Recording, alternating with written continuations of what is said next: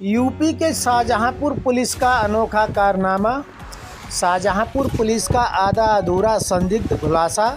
जिसकी हत्या की गई वो आज भी अज्ञात, लेकिन हत्या करने वाले को हो गई जेल। हत्या के जुर्म में अभियुक्त को पुलिस जेल भेज चुकी है, लेकिन हत्या की गई है उसकी नहीं कर पाई शिकस्त। अभियुक्त पहचान से कर रहा है इनकार। शाहजहांपुर पुलिस के इस अजीबोगरीब खुलासे को पोस्टमार्टम रिपोर्ट से लेकर तमाम बिंदु हैं जो इस खुलासे पर फर्जी होने का तमगा लगा रहे हैं। दरअसल घटना 8 अप्रैल की रात की है, जहां शाहजहांपुर की कोतवाली क्षेत्र में नगरिया मोड़ के पास एक खेत में जली हुई लाश की सूचना पुलिस को मिली थी। 12 अप्रैल की रात 20:48 पर पुलिस गैर इरादतन हत्या की रिपोर्ट दर्ज करती है, जिसे नगरिया तालुका गोपालपुर का शिवपाल दर्ज करवाता है। घटना के करीब 6 दिन बाद तिलहर पुलिस खुलासा करती है कि कुलदीप नाम के युवक ने अपने ताऊ और उनके परिजनों को फंसाने के लिए ये हत्या की थी। इसीलिए कुलदीप के तौहरे भाई शिवपाल ने ये घटना मुकदमा दर्ज कराया।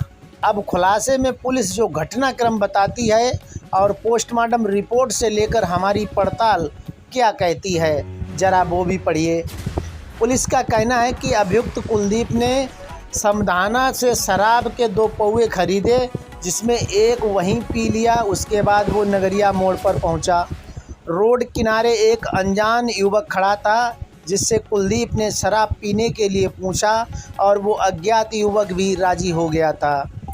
अब दोनों लोग रोड को पार करके खेत में पहुंचते हैं और कोल्ड ड्रिंक में शराब मिलाकर दोनों पीते हैं, जिसमें अज्ञात युवक को नशा ज़्यादा हो गया। इसलिए उसने अपनी शर्ट और जूते उतारकर पराली पर लेट गया। इसके बाद कुलदीप ने कैपिस्टन सिगरेट जलाई और पराली में आग लग गई। पुलिस के मुताबिक कुलदीप ने आग बुझाने का प्रयास किया, लेकिन अज्ञात युवक उसमें जल गया। ये थी तिलहर पुलिस खुलासे की बात। अब पोस्टमार्टम रिपोर्ट लेकर अन्य बिंदु पर बात करते हैं, जिससे खुलासे पर सिर्फ प्रश्न चिन्ह ही नहीं लगता, बल्कि फर्जी खुलासे के प्रमाण स्पष्ट होते हैं।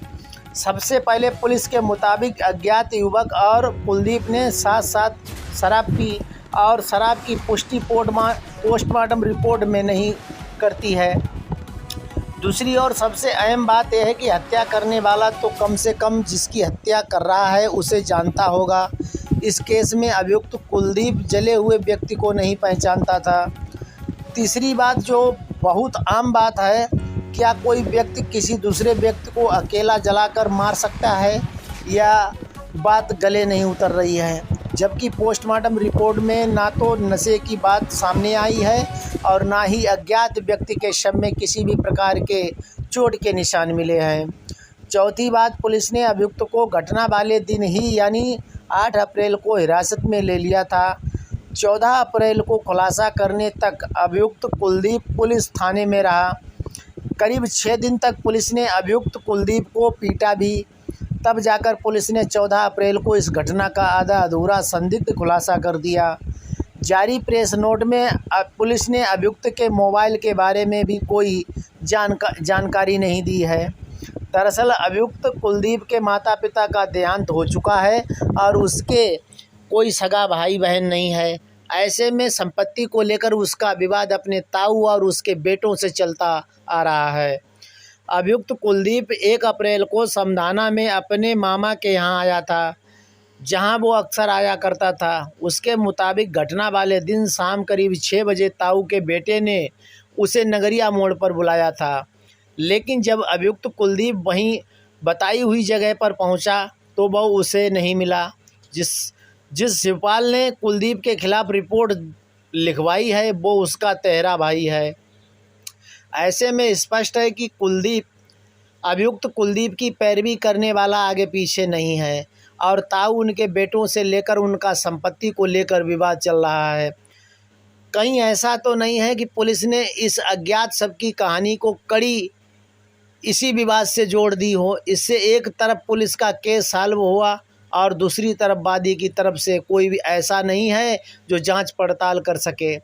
बहरहाल पहला ऐसा हत्या का केस है जिसमें पुलिस ने आरोपी को मनगढ़ंत तरीके से जेल भेज दिया है, लेकिन अज्ञात शव की शिकनास्त एवं अभी तक नहीं कर सकी है।